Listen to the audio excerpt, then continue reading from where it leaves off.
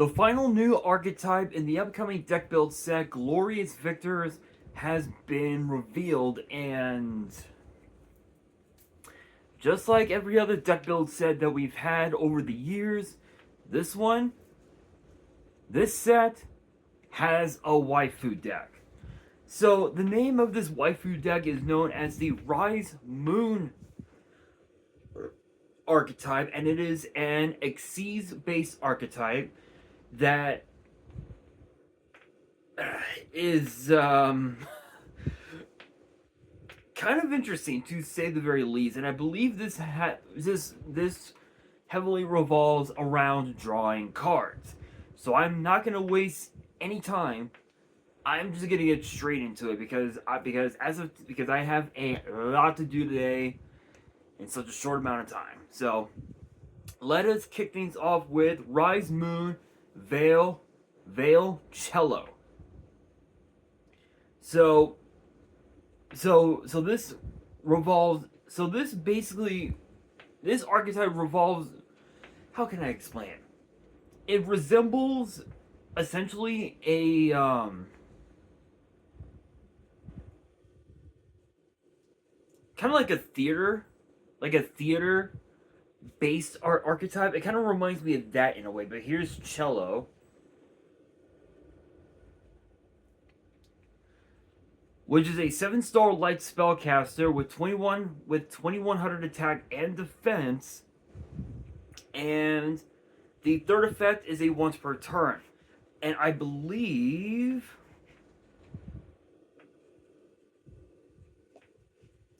all the monsters have the same first effect.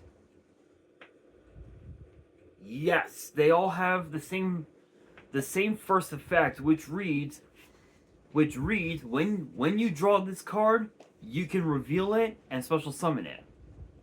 The second effect reads, if this card is in your hand, you can place one other card from your hand or face of field on the bottom of the deck, then special summon this card.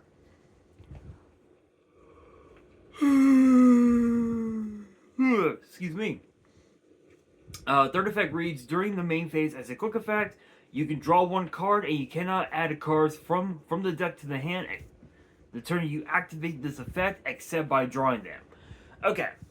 So this deck is basically like, it's basically Droll Lockbird on steroids, because the only way that you'll be able to add cards to your hand again is simply by drawing them. So cards like Pot of Duality, Pot of Prosperity, you can't use those. You could use Pot of Avarice. You can use Jar of Avarice. Although those cards don't get played that much anymore. Pot of Desires is another one that does come up, but only under certain conditions. But I mean, it's a 7-star Cyber Dragon. Not much else to say about that. Next up, we have Ray's Moon Elegance Carol.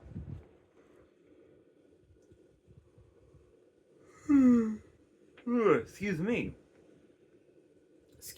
Sorry about that, guys. I am hella tired. 7-star Dark Zombie with 1400 attack and defense. The second effect reads, you can normal summon this card without tributing, but its original attack becomes 700. The third effect reads, if this card is normal or special summon from the hand, you can draw one card. Also, you cannot special summon from the extract for the rest of the turn except light Xyz monsters. You cannot add a card from the deck to the hand the turn you activate this effect except by drawing them. So, I mean, to be fair, you really don't do a whole lot of searching anyway. Mainly because of the fact that the idea of this deck is to draw a card, and if it's one of the monsters that is in this archetype, you can special summon it, use its effect, draw a card, and you basically just continuously just summon out bodies, go into your into your rank 7 plays, and you just pop off from there, which is kind of insane. The second part of the second effect, which says that its original attack becomes 700. In this situation, it really doesn't matter, because the idea is for you to go into as many of your rank 7s and high and up exceeds monsters as you can. So the idea is have rank 7 deal like Big Eye, Red Eyes Flare, Metal Dragon. Oh my God, what's another one? Number 7, Lucky Straight. Just to name a few. As a way to not only disrupt your opponent's plays, but also just ensure that you can easily FTK them turn 1, which is nuts.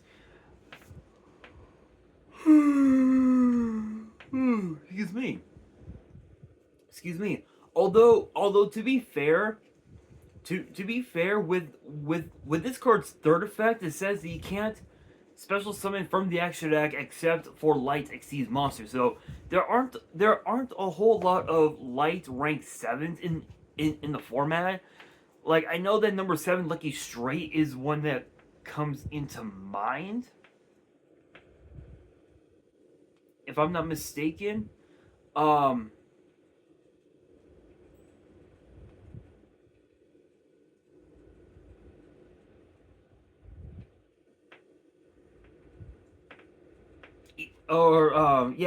There's that. You could also go into as well number 76, Harmonizer Gradiel, which that card is one of the reprints that will be in the set. Chaos number 6, Chronomaly Chaos Atlantis, is another one that will be reprinted in the set. Magical Mallet is going to be reprinted. Sacred Sword of 7 Stars is going to be another one. Although, funny enough, in terms of hat, in like, as far as like hat format goes, that card really does not see it sees play, but the card is just so like, it's so niche, in like redo format, hat format. I think Toss, if I remember correctly, was that card was used a lot in Toss format. I think with was it Dragon Link? Or was it something else? I think it was something else. I could be wrong. You guys can let me know in the comments. But next up, we've got Ray's Moon Wings Rappy. I swear these fucking ads just do not want to quit. And I do want to give a shout out to YG organization. Shout out to YG org. Their website's incredible, but guys, seriously, quit the ads. Quit the ads, people. I think it's pretty safe to say that they're getting pretty annoying, especially if you use a phone. 7-star Earth Beast, 700 attack, 2100 defense. The second effect reads as follows. If this card is special summoned from the hand, you can draw 1 card, and you cannot special summon from the action deck except for light exceeds monsters. Okay, so I believe that one is the same as Elegance Carol, so that is something. Excuse me.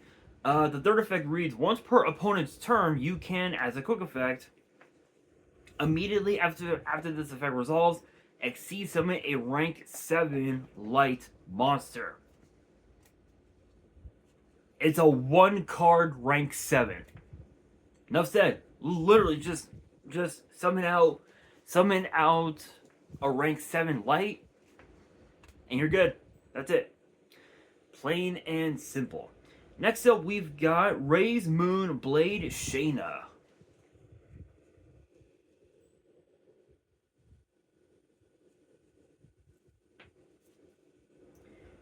Uh, 7-star Wind Warrior. 2800 attack, 2400 defense. The third effect is a once per turn. The second effect reads, if this card is special summoned by its first effect, You can target a monster your opponent controls, place it on the bottom of the deck. Third effect reads, you can discard this card, draw one card, and you cannot add cards from the deck the turn to the hand, the turn you activate this effect except by drawing them.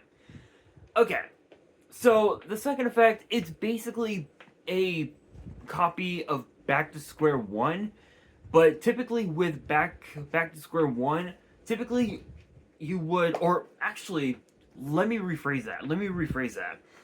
It's basically Phoenix Wing Windblast, where with Phoenix Wing Windblast, especially in decks like in formats, you know, like Edison, Redo, and even in half format, you get to target a card your opponent controls and put it back face up and put it back on top of the opponent's deck. That's what this card does, except that it goes on the bottom. So typically, excuse me. So typically, you want to target one of your opponent's like power creep cards as a way to force them to use up more of their resources to search out that card again and put it back onto their field, whether it was a monster, whether it was a back row, or whatever. You want to try and force your opponent to use up their resources just off of this one effect alone, which is kind of cracked. Next up, we've got Ray's Moon Lamp Crocier. I'm probably butchering the name, but there is the art.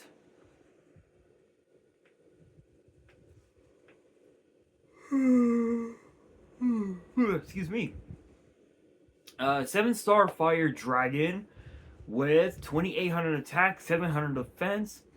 The third effect is a once per turn. The second effect reads, if this card is special summoned by its first effect, you can target a spell or trap your opponent controls, place it on the bottom of the deck. My point exactly. It's basically Phoenix Wing Windblast, which is kind of insane. Third effect, same thing. You can discard this card, draw a card. Can't add cards from the deck to the hand except by drawing them. So this would basically be like a 1-for-1, where it's like it's not bad, but as long as you're able to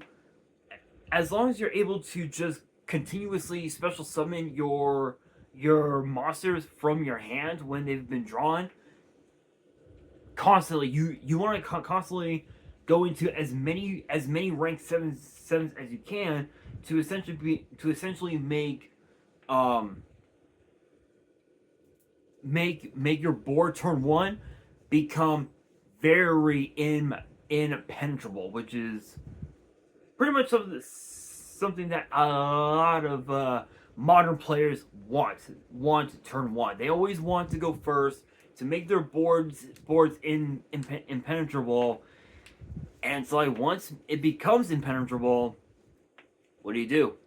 The answer, you pick up your deck and you get the fuck out and you start playing Edison. You start playing Goat. You start playing half format. Because those formats are a lot better than the current format of the competitive TCG.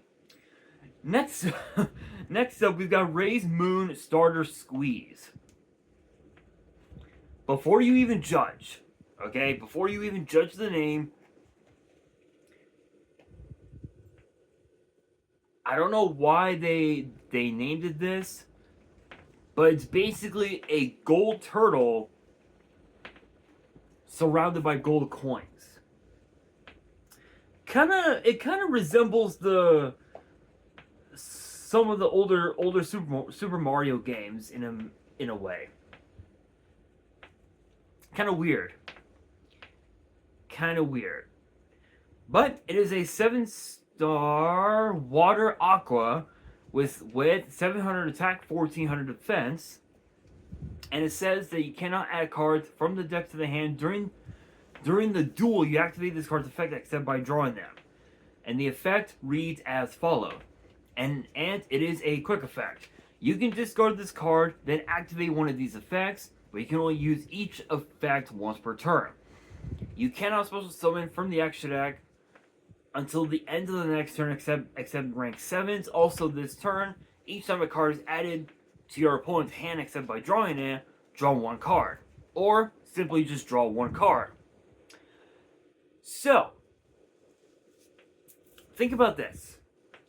There is an old Yu-Gi-Oh card that has an effect similar. The card is called Shared Ride. And it's a quick play spell that basically says that every time your opponent adds a card from their deck to their hand, you get to draw a card. It's basically a mini Max C. And that's what this card is. This is basically your Max C for the entire deck, which is something that you want to have at least 3 copies of. At least 3 copies to ensure that you get all of your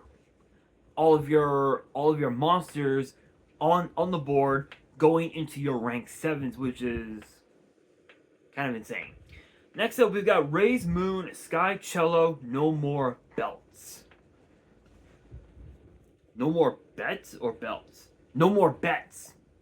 For a second, it looked like it said no more belts, but it's no more bets. And it is a rank 7 light spellcaster exceeds with 2100 attack and defense, and it requires 2 level 7 Raise Moon monsters. And it says that it cannot be used as material for a fusion, exceeds, or link summon. And it has 2 separate effects. The first one reads, gains these effects while in the action monster zone. Unaffected unaffected by other cards' effects. When an opponent activates a card or effect resolved that includes an effect that adds a card from the deck to the hand, you can make that effect become draw one card. Once per turn, as a quick effect, you can detach a material from this card, draw one card.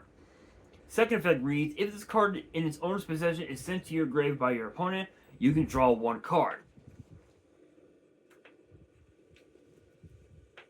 This is the archetype that everybody wanted. Everybody wanted an archetype where you get to constantly draw cards every single second that your turn is there. It's basically the ultimate fantasy for modern players, where you want to constantly draw cards to not only see your hand traps, your negates, but also see your big monsters. You summon them and you go into rank 7s, which is something that everybody wanted to see. So next up we've got Raise Moon, Hope Squeeze, Jackpot. So the Golden Turtle has upgraded to a slot machine.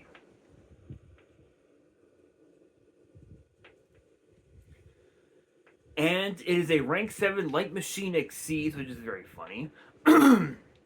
It's kind of funny that I said that it got upgraded to a slot machine, and this card is actually a machine. Very funny. 1400 attack, 2800 defense, and requires 2 or more level 7 monsters. Excuse me. The second effect is a once per turn. The first effect reads, your opponent's monsters cannot target monsters for attacks except this one. Second effect, if this card is exceed summoned or a monster is special summoned from the hand, you can detach any number of materials from this card, place that many cards your opponent controls on the bottom of the deck in any order.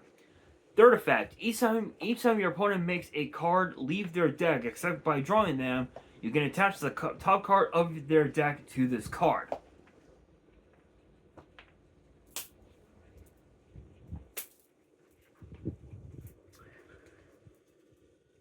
I have a feeling that this archetype, just off of that one effect alone, is going it's going to be the new meta, right? Like when we got, I think, what was it, Amazing Defenders? Yeah, I want to say it was Amazing Defenders, like within I think last year or something like that. We got the Yummy archetype, and that completely decimated the meta for practically this whole time, this entire time. Over the course of the last year, Yummy completely decimated the meta. Then obviously the Mitsurugi archetype came about. That archetype mixed with the Yummy archetype destroyed the meta, and now we're going to be in a format where this archetype, the Raise Moon archetype,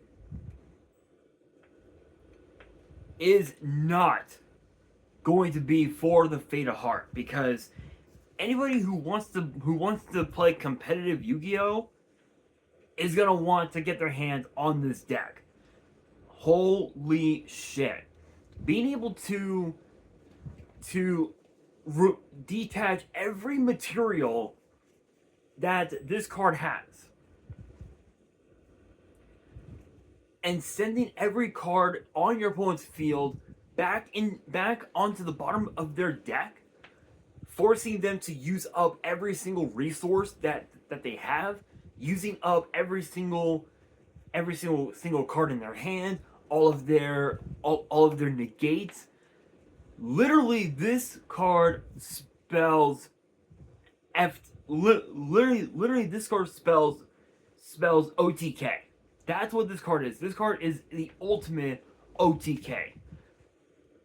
Because once the opponent has used up all of their resources and they can't do jack shit, and they know that they're fucked, instantly they will scoop like it's nothing. They'll scoop and they will probably rage quit. Definitely not a good thing for them, but for you, it's a good thing. Next up, we've got Raise Moon, the city that never sleeps. Now, of course, you would think that it would be a field spell, but in reality, it's a continuous spell with 3 separate effects. The first one reads, the first time each level 7 Raise Moon monster you control will be destroyed by a card effect each turn, it is not. Second effect reads, once per turn, you can activate one of these effects. Place 1 card from your hand on the top or bottom of the deck, then draw 1 card. If you control a spellcaster Raise Moon Exceeds monster, you can draw 1 card. Third effect reads, once per turn during the end phase, shuffle all Raise Moon cards in your grave and banishment into the deck.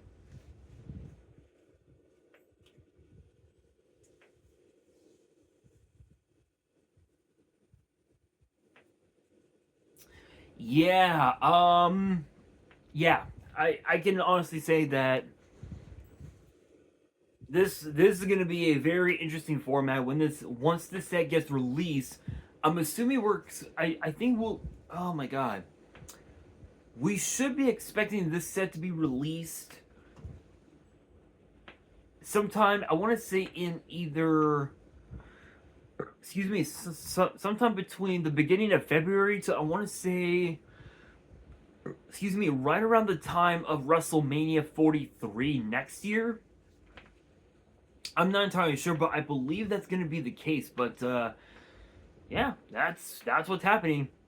That's what's happening, and that brings us to the final card of this archetype, which is known as the Glitter of Raise Moon, which is a normal trap.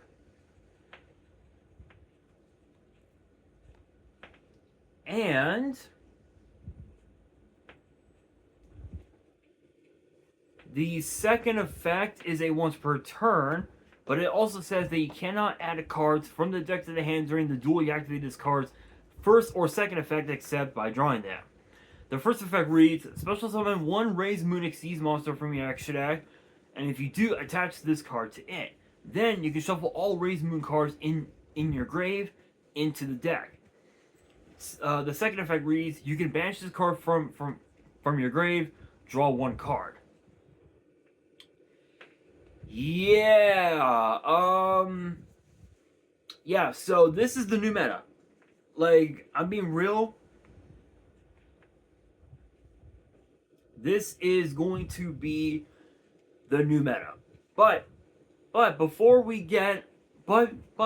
give my honest thoughts about this archetype, we do have one other new card to talk about, and it's actually part of the Zenith archetype that I forgot that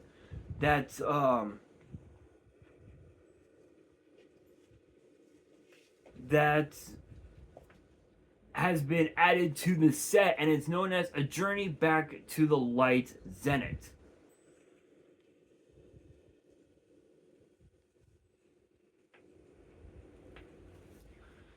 And it's a normal spell with the effect being a once per turn that reads, show normal monster cards in your hand, deck, face-up, field, and or grave, then apply one of these effects. Then if you showed a card in the hand, you can draw 1 card. 2. Special summon a level 8 or lower non-effect fusion from your extra deck as a normal monster card.